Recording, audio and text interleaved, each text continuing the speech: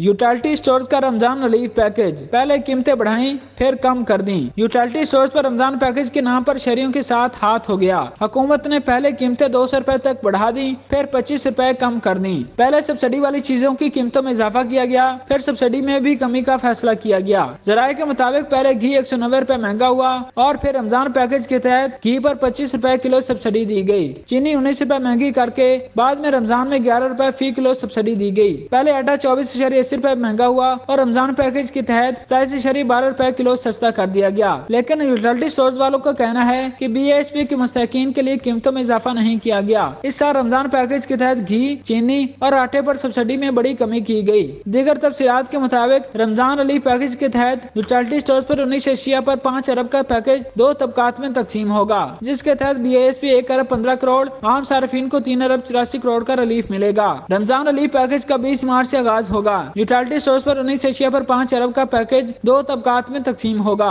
गरीब तबके को 10 किलो आटे का थैला 400 रुपए, घी 300 रुपए, चीनी 70 रुपए किलो मिलेगी। गरीब तबके को घी पर 100, आटा 52, चीनी पर 30 रुपए सब्सिडी मिलेगी। 10 किलो आटे का थैला 400 रुपए, घी 300 रुपए, चीनी 70 रुपए किलो मिलेगी। आम सार्फिन को आटे पर 27, चीनी 11 और घी पर 25 रुपए किलो सब्सिडी मिलेगी। आम सार्फिन को 10 किलो आटा 648, घी 490, चीनी 79 रुपए किलो मुयस्सर होगी। तमाम सार्फिन को दालों पर 20 रुपए फी किलो सब्सिडी मिलेगी। बेसन खजूर 50, मशरूबात 15 पर से 30% रिलीफ दिया जाएगा। चाय पर 100, दूध ब्लैक टी पर 30 रुपए और मसालों पर 10% रियायत होगी।